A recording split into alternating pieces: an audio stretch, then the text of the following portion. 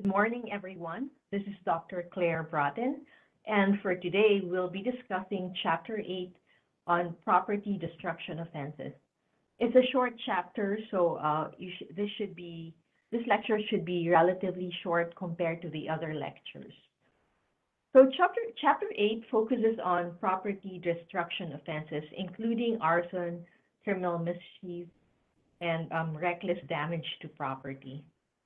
As with all other lectures, we have to start with the common law definition of arson.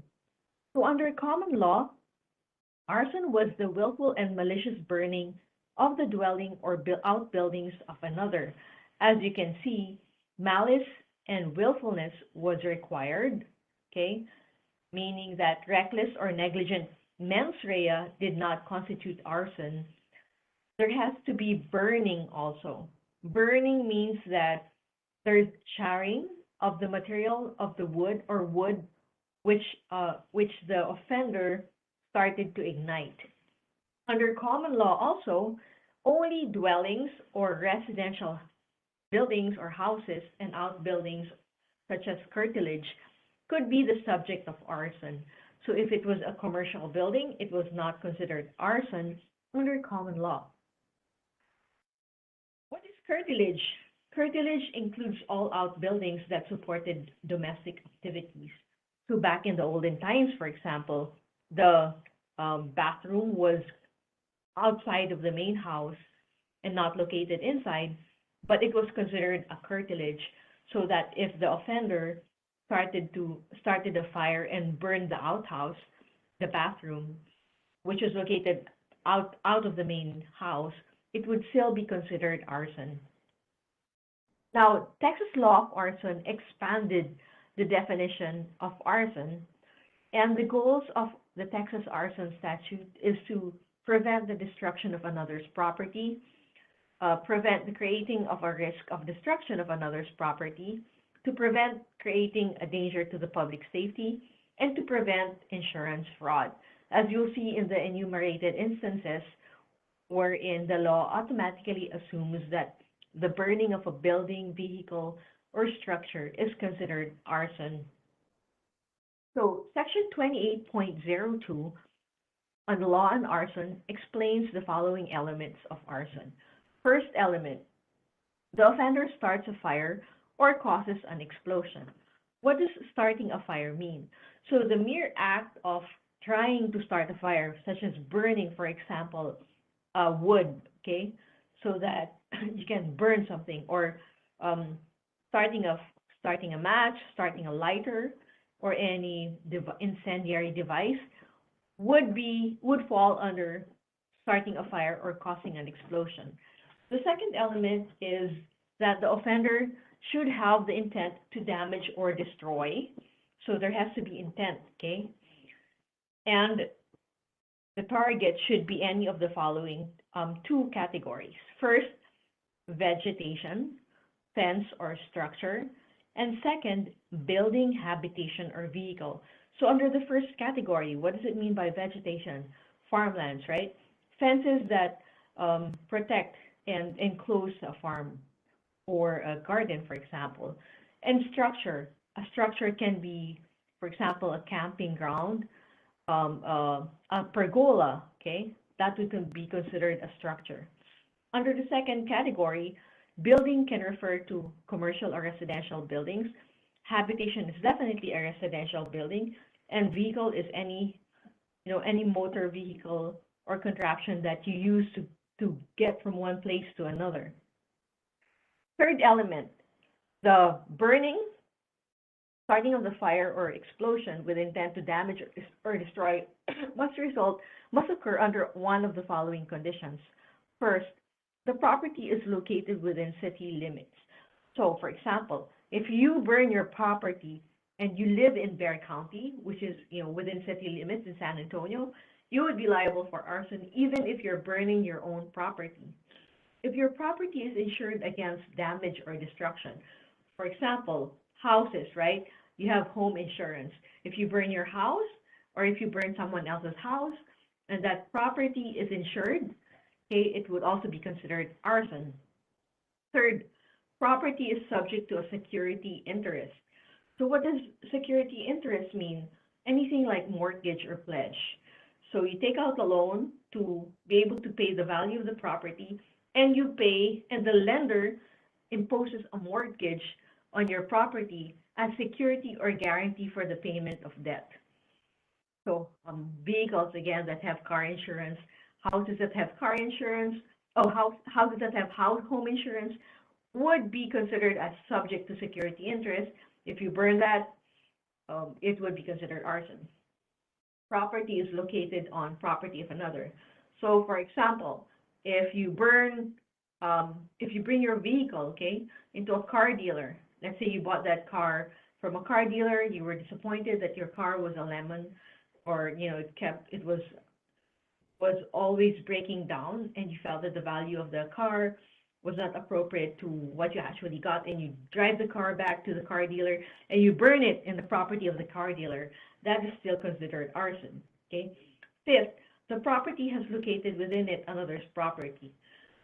So here, if somebody else's property is located within your property, if you burn your property, it would still be considered arson. Six, recklessly endanger another's life or property. This is self-explanatory. It would be considered arson.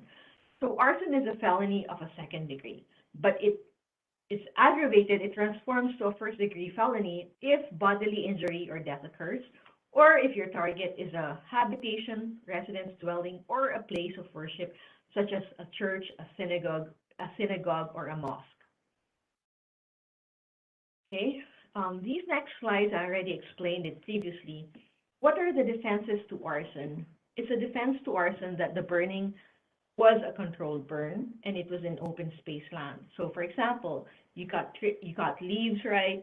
You got leaves and grass in your backyard, and you do a controlled burn, okay, and make sure it doesn't spread. It's a defense to arson. Second, if there's a permit from a municipal authority, okay, especially the fire marshal, then that would be a defense to arson. In fact, commercial demolition companies who use explosives to destroy, to obliterate buildings, condemned buildings, must comply with this requirement of getting a municipal fire permit. Now, let's look at the next crime after arson. It's criminal mischief. So the section 28.03 provides that a person commits an offense if, without the effective consent of the owner, so lack of consent of the owner, that's the first element.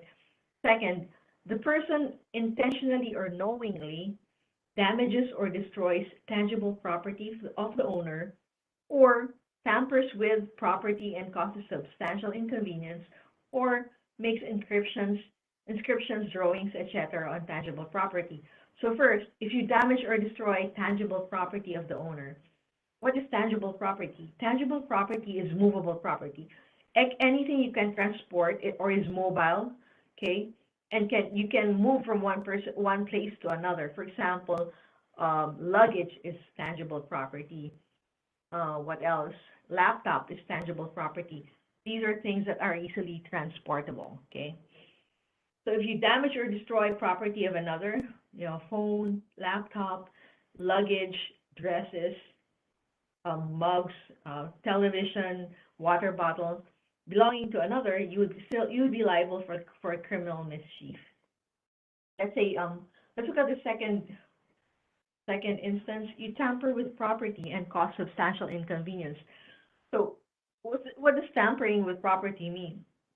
It means that you momentarily deprive the owner of the use of the property, and it causes that owner substantial inconvenience. For example, let's say you're angry with your professor or with someone else. You go to the parking lot and you deflate the tire is attached to the professor's car. That would be tampering with property and causing the person, your professor or whoever, your classmate, substantial inconvenience because the person has to change the tire. That would be considered criminal mischief. Criminal mischief is a Class C misdemeanor, but it can be a felony of the first degree. So what are the guidelines? How do we know it's a misdemeanor or a felony in the first degree? Look at this slide. It's a misdemeanor if the damaged or destroyed property's value is less than $1,500. It's a felony if the damaged or destroyed property is more than $1,500. And it's a felony in the first degree if the damaged or destroyed property is greater than $200,000. Okay. And this slide just describes reckless damage or destruction to property. So here, a person commits an offense if, without the effective consent of the owner, the offender recklessly damages or destroys property of another. It's a Class C misdemeanor. The intent or mens rea is recklessness. It's not intentional or knowing. This slide discusses anti-graffiti statutes. You can either prosecute it under criminal mischief, under the Texas Penal Code Section 28.03A3, which covers any forms of markings. Here, it's a lower, the penalty is lower. It's a Class C misdemeanor to a felony of the first degree, depending on the value of the loss or target. Remember this previous slide on the value of the property, so it's a misdemeanor if it's less than $1,500, and it's a felony of the first degree if the value is greater than or equal to $200,000. And finally, you can also use the graffiti statute section 28.08, and the focus here is on spray paint and indelible markers. It's a Class B misdemeanor to a felony of the first degree, depending on the value of the loss and target. I hope you enjoyed the lecture today. I'll see you next class meeting.